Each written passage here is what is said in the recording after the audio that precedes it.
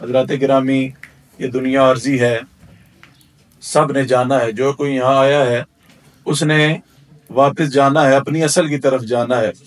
آپ ایک بات یاد رکھیے، روزے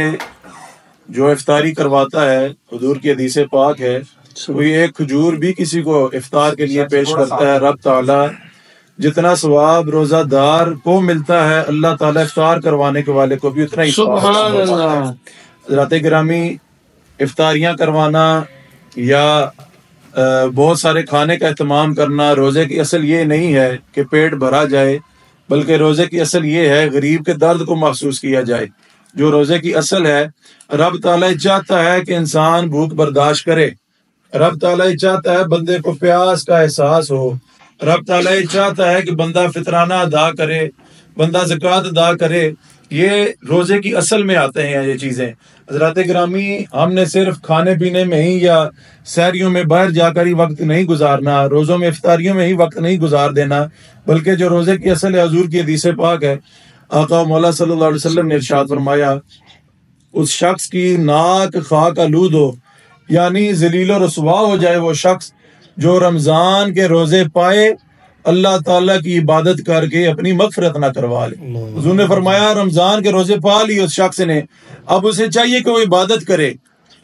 کرے، توبہ کرے، رب تعالیٰ کے حضور اپنے گناہوں کی معافی مانگے، یہاں تک کہ اللہ تعالیٰ اس کی بخشش فرما دے۔ حضور فرماتے ہیں ہر شخص پر یہ بات لازم ہے،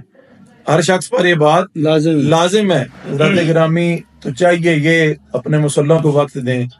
قرآن پاک جو گھر میں ہمارے پڑے ہوئے ہیں ان پر دھول مٹی جم چکی ہے، وہ شلفوں پر پڑے رہ گئے ہیں، ہم نے صرف بہن بیٹیوں کے سروں پر رخصتی کے وقت وہ رکھنے کے لیے اب جو ہے قرآن پاک رہ گئے ہیں۔ ہماری زندگی میں اگر قرآن پاک کا عمل دخل ہو، یقین کریں یہ جتنی پریشانیاں ہیں، مصیبتیں ہیں، بندوں کے سر سے ٹل جائیں۔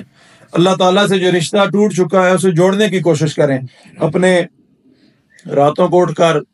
گیموں میں وقت نہ ضائع کریں، کرکٹ ٹورنامنٹ میں وقت نہ ضائع کریں، کوئی پب جی کھیلنے میں وقت ضائع کر رہا ہے، کوئی سنوکر میں ٹائم گزارنے کی کوشش کر رہا ہے، لیکن اللہ تعالیٰ نے اگر رمضان کا یہ مہینہ عطا فرما دیا ہے، اسے غنیمت جانتے ہوئے اپنی راتوں کو اللہ کے ذکر میں صرف کریں، اپنے مصلوں پر کھڑے ہوں، صلاۃ تسبیح کا اہتمام کریں، نماز تراویح کا اہتمام کریں، شب بیداری کا اہتمام کریں، اللہ تعالیٰ کے حضور خود کو پیش کریں، یا باری تعالیٰ ہم سے گناہ ہو چکے، ہماری توبہ کو قبول فرما لے، نہ کہ جو ہے نا وہ طرح طرح کی لغویات میں خود کو مشغول کرنے کی کوشش کریں۔ رب تعالیٰ کے حضور ایسی توبہ کریں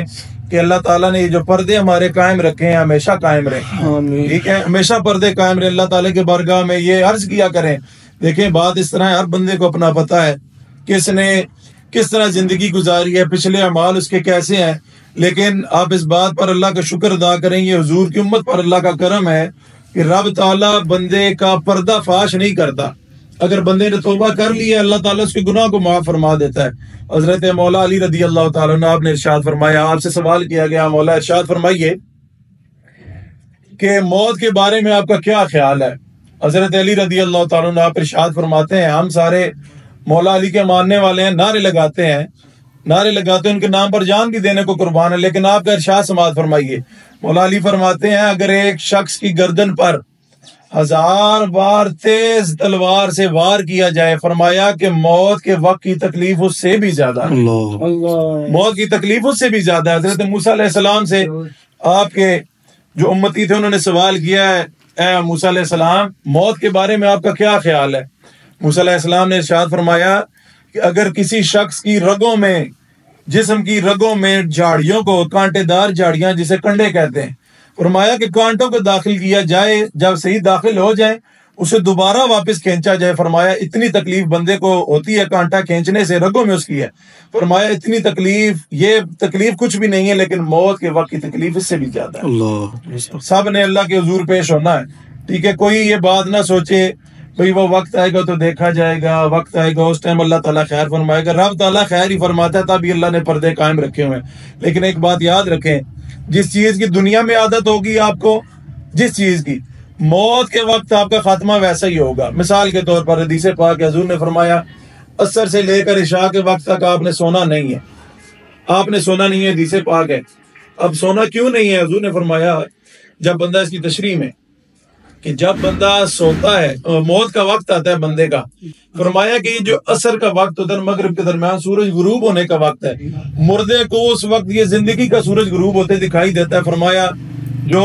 عصر سے مغرب کے وقت سوتا ہے اسے پھر سونے کی عادت ہوگی، لیکن فرمایا جو ذکر میں اپنا وقت گزارتا ہے، درود پاک پڑھتا ہے، قرآن کی تلاوت کرتا ہے، اللہ تعالیٰ کے حضور توبہ کرتا ہے، فرمایا جب وہ موت کا وقت اس کا قریب آئے گا اس کی پہلے ہی عادت بنی ہوئی ہوگی توبہ کرنے کی، فرمایا اللہ تعالیٰ اسے جو ہے استغفار کی نعمت سے مالا مال فرما دے گا، اللہ تعالیٰ اسے استغفار کرنے کی توفیق عطا فرما دے گا۔ حضرات گرامی، جو رب تعالیٰ سے رشتہ کٹ چکا ہے، اللہ کے رسول سے رشتہ کٹ چکا ہے، اسے جوڑنے کی کوشش کریں۔ یہ جو رمضان کا مہینہ اللہ نے عطا فرما دیا ہے،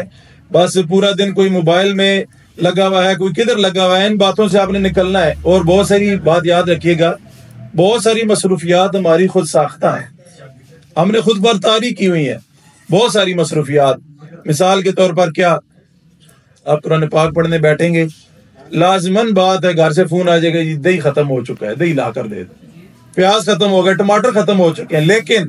اگر دیکھا جائے یہ ایک ایک لمحہ قیمتی ہے،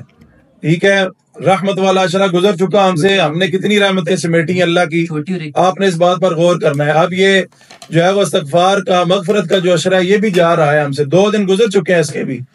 ایک ایک گھڑی کا کوئی نہیں پتا، یہ چٹکیوں میں گزرتے جا رہے ہیں، ٹھیک ہے۔ لیکن حضور نے ارشاد فرمایا اگر بندے کی عادت ہوگی ذکر کرنے کی، اللہ تعالیٰ اسے موت کے وقت توبہ کی نعمت سے مالا مال فرمائے گا۔ لیکن یہ ہوگا کب؟ عمل کریں گے، عمل کرنے کی کوشش کریں گے، ٹھیک ہے۔ جتنی یہ مصروفیات ہے کوشش کریں رمضان کے مہینے میں، بس جو دوست جن کے ساتھ پھرنے جاتے ہیں، ہم نے وقت باہر گزارنے نے کہیں بھئی تم بھی عبادت کرو، میں بھی عبادت کروں گا۔ کیوں؟ حضور نے حدیث پاک میں ارشاد فرمایا دوست کے دین پر ہوتا ہے، دوست کے دین پر ہوتے ہیں۔ مثال کے طور پر یہ کہ آپ عبادت کرتے ہیں اللہ کی، آپ نماز پڑھتے ہیں، آپ پر یہ لازم ہے کہ آپ اپنے دوست کو کہیں کہ یار تو بھی نماز پڑھ، جو چیز اپنے لیے پسند کر رہے ہیں وہی اپنے دوست کے لیے، اپنے بھائی کے لیے پسند کریں، تاکہ آپ کی دوستی سے اسے کچھ فائدہ ہو، دوستی سے کچھ فائدہ ہو، نہ کہ آپ کے پاس ہیں وہ میاں صاحب فرماتے ہیں نا، شعر کا ترجمہ ہے بھئی، آپ اگر کسی خوشبو والے عطار کے پاس بیٹھیں گے، جب اٹھ کر جائیں گے تو آپ کے جسم سے بھی خوشبو آئے گی، حالانکہ آپ نے خوشبو لی نہیں ہے، اسے خریدی نہیں ہے، لیکن آپ اس کی دکان سے اٹھ کر جائیں گے جب باہر تو آپ کے کپڑوں سے خوشبو آ رہی ہوگی۔ فرمایا یہ اچھے لوگوں کی مثال ہے کہ ان کے پاس بیٹھنے والا بھی خوش نصیب ہوتا ہے، لیکن فرمایا برے کی مثال کیسی ہے؟ فرمایا کہ لوہے کا جو کام کرتا ہے، بھٹی میں جب لوہے کو گرم کرتا ہے،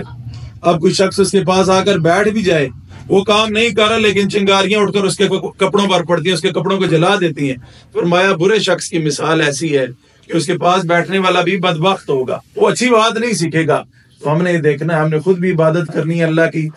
اللہ کے رسول کا حکم کرنا ہے، اور اپنے دوستوں بھائیوں کو اپنے گھروں میں بھی اس چیز کا اہتمام کرنا ہے تاکہ ساروں کو جو ہے وہ فائدہ ہو۔ دنیا دیکھیں رشتہ کٹ چکا ہے، ہم غافل ہو چکے ہیں، ٹھیک ہے، لیکن کوشش کریں